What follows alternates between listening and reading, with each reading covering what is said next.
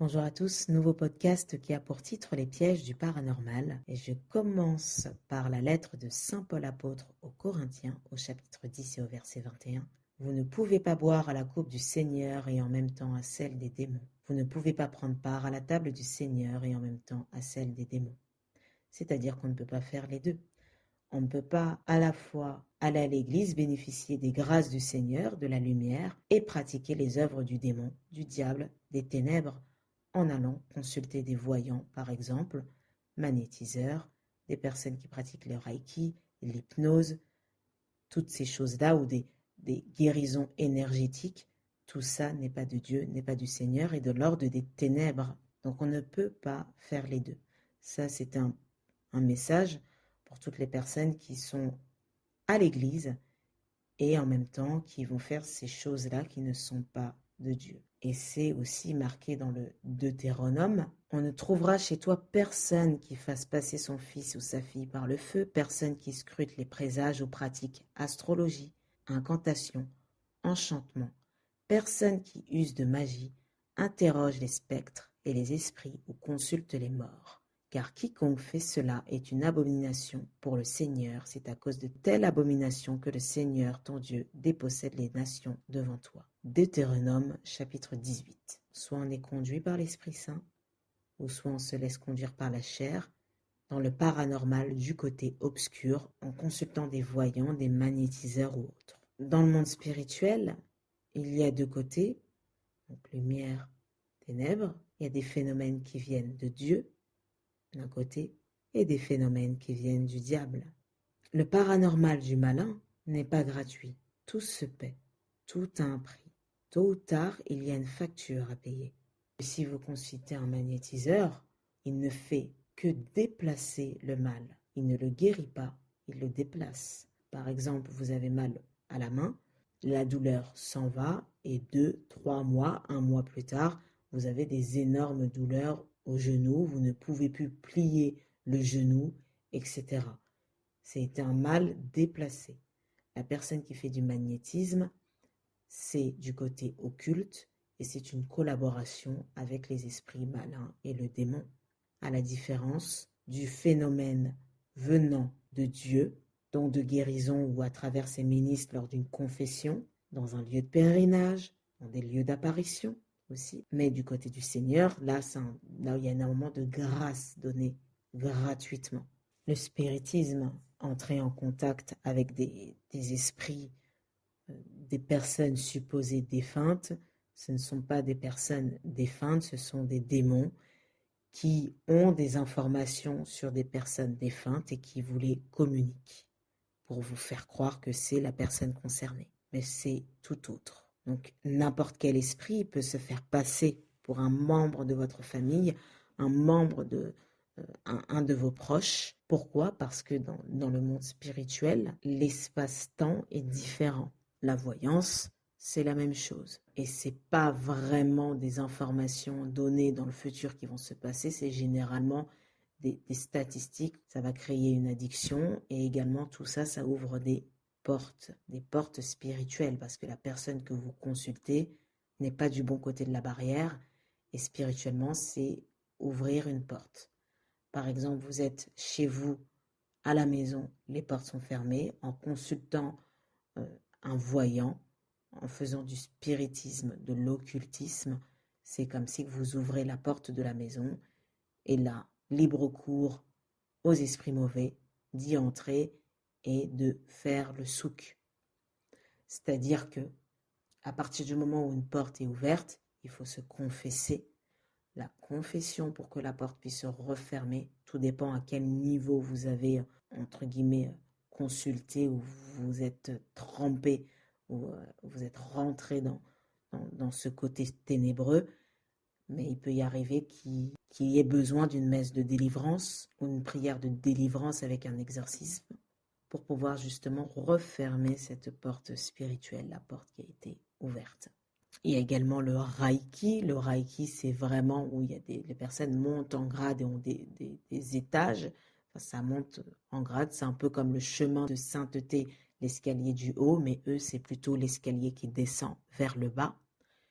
et plus ces personnes-là descendent, pour eux, montent en grade, donc descendent du côté ténébreux, plus ils ont des pouvoirs.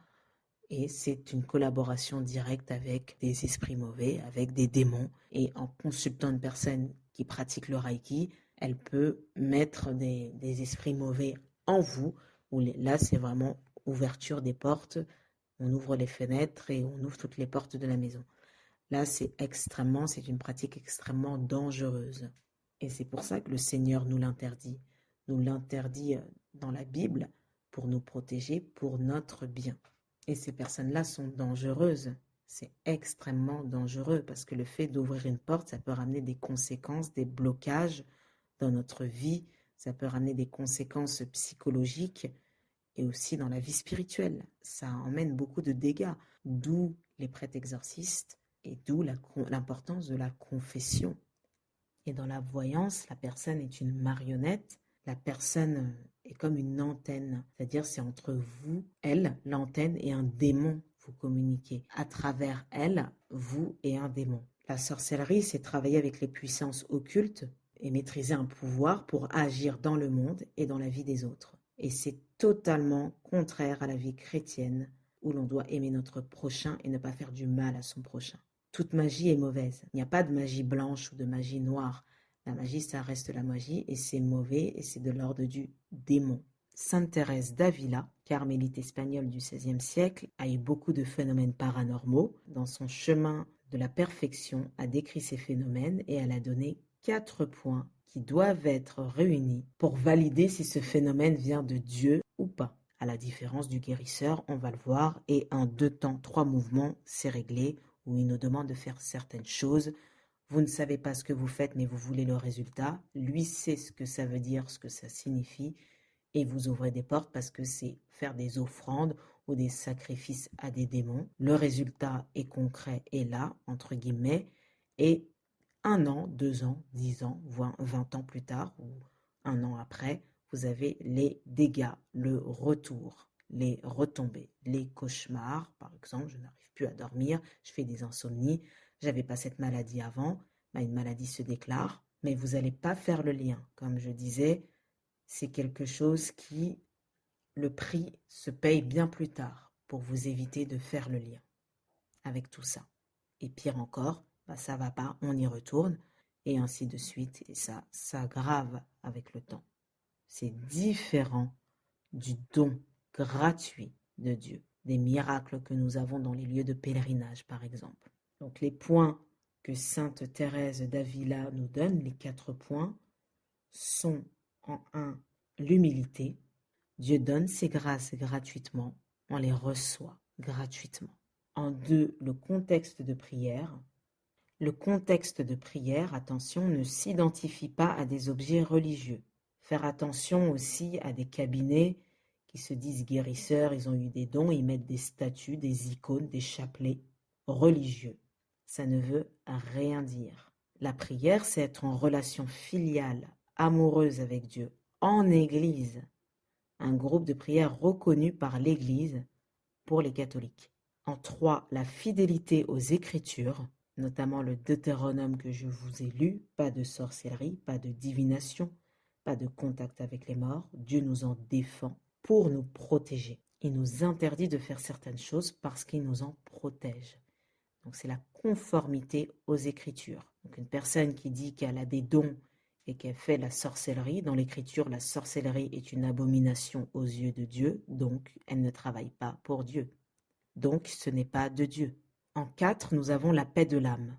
On a une paix profonde. On sent que tout ce que nous vivons est profondément ajusté au plan de Dieu et à notre chemin avec Dieu. Ce qu'on vit au niveau des guérisons, des messages que l'on reçoit dans une assemblée de prière, n'est pas troublant. On a une joie profonde de l'âme. Après, attention, il peut y avoir des choses qui peuvent être assez percutantes quand on touche des blessures dans le cadre de la guérison et de la délivrance.